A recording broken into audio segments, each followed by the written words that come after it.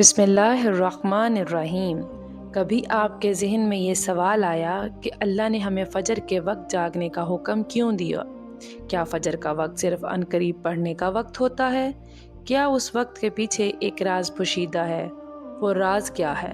उस राज को जानने के लिए ज़रूरी है कि हम पहले नमाज के बारे में जानें, जो हम पर दिन में 5 मरतबा फ़र्ज़ की गई है। और ये 5 नमाज़ें किस तरह फ़र्ज़ हुईं, इसके पीछे भी एक शानदार वजह है, जिसका मुज़ाहरा सफ़र मिराज में उस वक्त हुआ जब हज़रत मोहम्मद सल्लल्लाहु अलैहि वसल्लम अल्लाह से मुलाकात के लिए वक्त के इंतहाई मुख्तसर हिस्से में 7वें आसमान से भी आगे तशरीफ़ ले गए थे। उस रात अल्लाह ताला ने एक ख़ास पस मंज़र में अपने हबीब सल्लल्लाहु अलैहि वसल्लम को आसमान पर बुलाया और अपने ख़ुसूसी इनामात से नवाजा। उस मुबारक सफ़र में अल्लाह ताला ने अपने कुर्ब ख़ास से नवाजा, अंबिया इकराम से मुलाकातें करवाईं, जन्नत और जहन्नम का मुशाहिदा करवाया गया और नेकियों के अज्र सवाब और बुरों के अंजाम व अज़ाब का नज़ारा करवाया।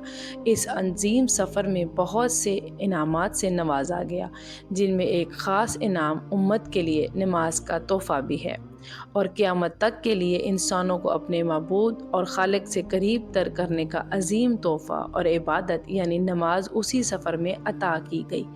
मिराज की रात जब आप सल्लल्लाहु अलैहि वसल्लम को अल्लाह ने 50 नमाज़ों का हुक्म दिया, तो हज़रत मूसा अलैहिस्सलाम के कहने पर आपने अल्लाह से 50 नमाज़ों में नरमी की दरख्वास्त की और ऐसा कई बार हुआ, यहाँ तक कि अल्लाह ताला ने उम्मत मोहम्मदी सल्लल्लाहु अलैहि वसल्लम के लिए दिन में 5 नमाज़ों का हुक्म दिया, जिसके बाद भी हज़रत मूसा अलैहिस्सलाम ने आप सल्लल्लाहु अलैहि वसल्लम को 5 नमाज़ों में कमी के लिए अल्लाह के पास एक बार फिर जाने का मशवरा दिया। लेकिन तब आप सल्लल्लाहु अलैहि वसल्लम ने फरमाया कि मैं अपने रब से कई बार दरख्वास्त कर ली है, यहाँ तक कि अब मुझे हया आ गई है और अब मैं राज़ी हूँ और उस हुक्म को हर तरह से तस्लीम करता हूँ। हर नमाज पढ़ना ज़रूरी है और यकीनन आपके लिए भी नमाज़ों में सबसे ज़्यादा मुश्किल नमाज फ़ज्र की नमाज होगी, जिसमें नींद का गलबा इस कदर होता है कि इंसान बमुश्किल उठ पाता है।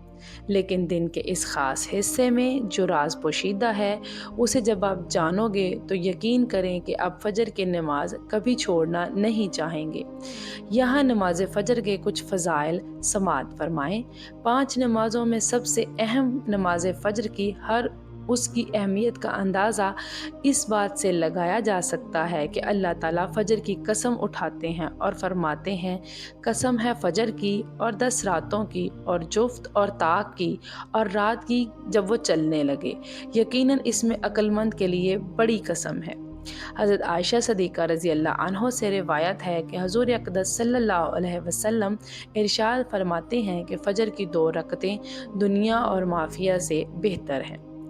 याद रखें कि फ़जर की बाजमात नमाज एक मुसलमान की सदाकत और उसका ईमान परखने की कसौटी है।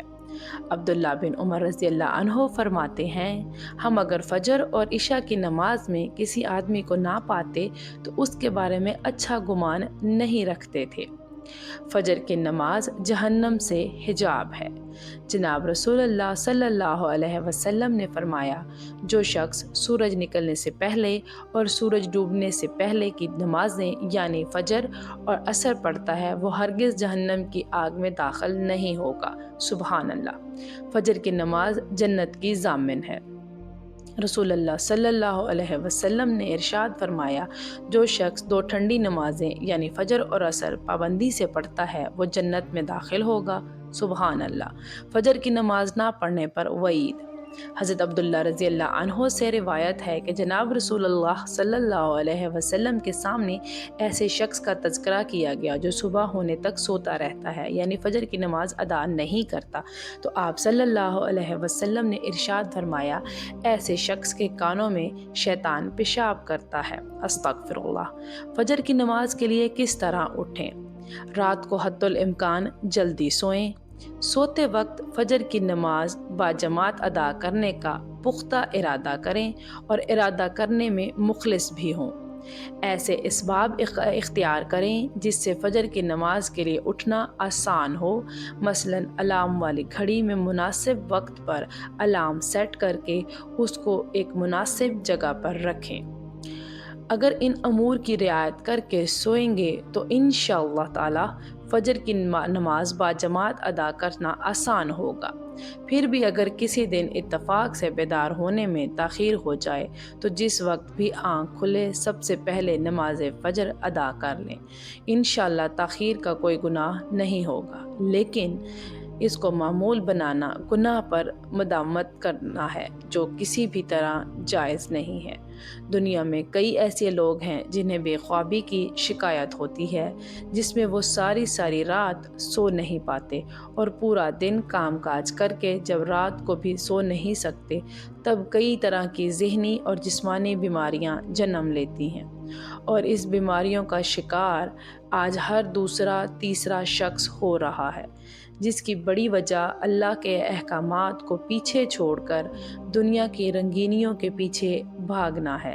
ساری رات جاگنے کے بعد فجر کے قریب کچھ دیر نیند آ جاتی ہے، لیکن وہ نیند جسم کو پرسکون نہیں رکھتی، جس کی وجہ سے اکثر لوگ جاگتے اور ہر قسم کی دوائیوں کے استعمال کے باوجود بھی سو نہیں پاتے۔ تو وہ اللہ سے یہ سوال ضرور کرتے ہوں گے کہ اے اللہ، مجھے نیند کیوں نہیں آتی؟ آخر کیا وجہ ہے؟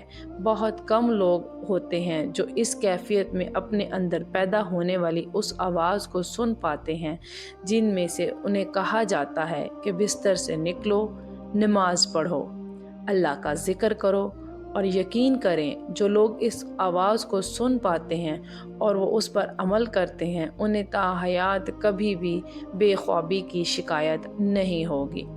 اس حوالے سے ایک صوفی نظم ہے جسے ایک امریکی مسلم نے ترجمہ کیا ہے، جس کا ٹائٹل ہے دوبارہ مت سو جانا۔